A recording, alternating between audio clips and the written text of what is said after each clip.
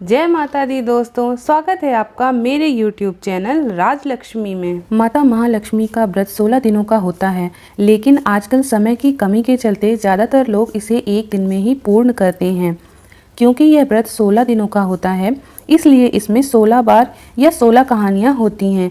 लेकिन अगर आप एक दिन में 16 कहानियाँ कहेंगे तो बहुत सारा समय लग जाएगा। तो समय बचाने के लिए एक कहानी को दोहे का शक्ल दिया गया है, जिसे आपको 16 अक्षत यानी चावल में कुमकुम लगाकर 15 बार दोहा कहना है और एक दोहे में एक चावल डालना है। तो दोहा इस प्रकार है। कही कौरवा सुनो पांडवा, जौरा भौरा कही कहानी, महालक्ष्मी महाकाली 16 बोल की मेरी कहानी। अब एक अक्षत चढ़ा दें। इस प्रकार 14 बार और कहानी कहें। कही कौरवा सुनो पांडवा, जौरा भौरा कहे कहानी, महालक्ष्मी महाकाली 16 बोल की मेरी कहानी। अब वीडियो को पॉज करके आप इस दोहे को दोहराएं और 15 बार की कहानी को पूर्ण कर लें।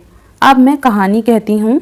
एक समय महर्षि व्यास जी हस्तिनापुर आए हुए थे। तब राजरानी गांधारी व कुंती ने हाथ जोड़कर प्रश्न किया कि महाराज, आपसे हमारी प्रार्थना है कि स्त्रियों को कोई व्रत या सरल पूजन विधि बताएं। राज्य लक्ष्मी, सुख, पुत्र पौत्र परिवार सदा सुखी रहे। ऐसा सुन व्यास जी बोले, हम ऐसे पूजन और व्रत का उल्लेख कर रहे हैं जिससे सदा लक्ष्मी जी स्थिर होकर सुख प्रदान करेंगी। वह श्री महालक्ष्मी व्रत है। व्रत का सारा विधि विधान बताकर व्यास जी आश्रम चले गए। इधर समयानुसार भाद्रपद मास की शुक्ल पक्ष की अष्टमी से समस्त राजघरानों की नारियों ने व नगर स्त्रियों ने श्री महालक्ष्मी व्रत का आरंभ किया। बहुत सी नारी गांधारी का साथ देने लगी। कुछ नारी माता कुंती के साथ भी व्रत का आरंभ करने लगी, पर गांधारी जी द्वारा कुछ द्वेष भाव चलने लगा। ऐसा होते होते 15 दिन व्रत के समाप्त होकर 16वां दिन आया।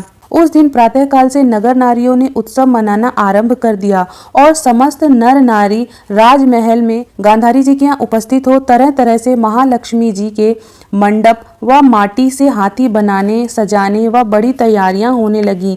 गांधारी जी ने नगर की सभी प्रतिष्ठित नारियों को बुलाने को सेवक भेजे, पर माता कुंती को नहीं बुलवाया गया और ना कोई सूचना भेजी। उत्सव वाद्य की धुन गुंजाने लगी, जिससे सारे हस्तिनापुर में खुशी की लहर दौड़ पड़ी। माता कुंती ने इसे अपमान समझकर बड़ा रंज मनाया और व्रत की कोई तैयारी ना की। इतने में महाराज युधिष्ठिर, अर्जुन, भीमसेन, नकुल, सहदेव सहित 5 पांडव उपस्थित हो गए।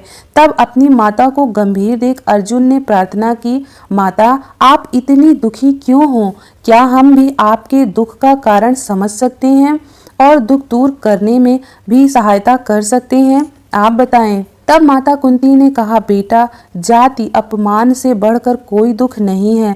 आज नगर में श्री महालक्ष्मी व्रत के उत्सव में रानी गांधारी ने सारे नगर की सारी औरतें मान देकर बुलाई हैं, पर तुम्हारी ईर्ष्या बस मेरा अपमान कर उत्सव में नहीं बुलाया। तो पार्थ ने कहा, माता, क्या वह पूजा का विधान सिर्फ दुर्योधन के ही महल में हो सकता है?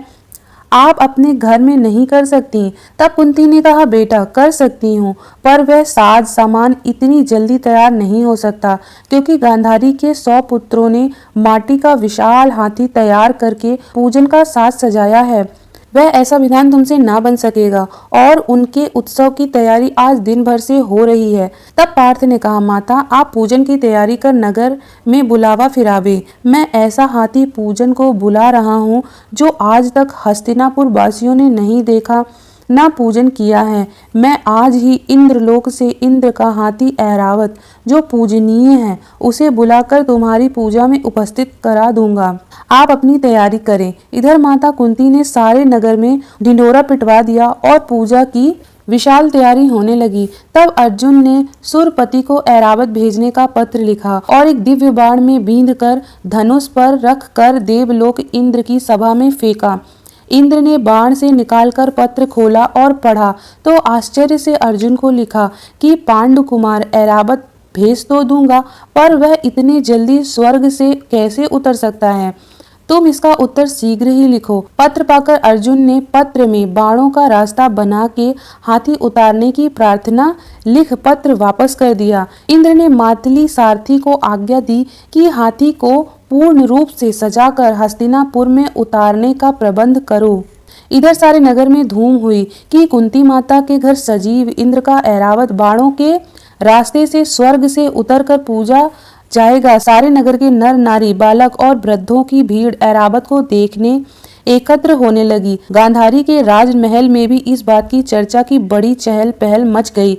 नगर की नारियां पूजन थाल लेकर भागने लगी और माता कुंती के महल में उपस्थित होने लगी।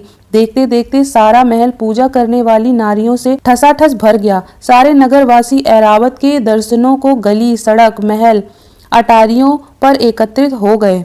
इधर इंद्र की आज्ञा पाकर ऐरावत स्वर्ग से बाणों के बनाए रास्ते से धीरे धीरे आकाश मार्ग से उतरने लगा, जिसके आभूषणों की आवाज नगरवासियों को आने लगी। ऐरावत के दर्शन होते ही नर नारियों ने जय जयकार के नारे लगाना आरंभ कर दिए। ठीक सायंकाल ऐरावत माता कुंती के महल के चौक में उतर आया। तब समस्त नर नारियों ने पुष्पमाला अबीर केसर को चढ़ाकर स्वागत किया।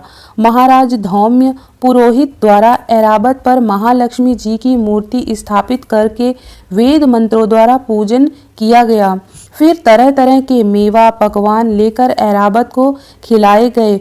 ऊपर से जमुना जल पिलाया गया। फिर तरह तरह के पुष्पों की ऐरावत पर वर्षा की गई। पुरोहित द्वारा स्वस्ति पुण्याह वाचक कर व्रती नारियों द्वारा लक्ष्मी जी का पूजन विधान से कराया गया। कुंती ने व्रत के डोरा के गंडा में 16वीं गांठ लगाकर लक्ष्मी के सामने समर्पण किया।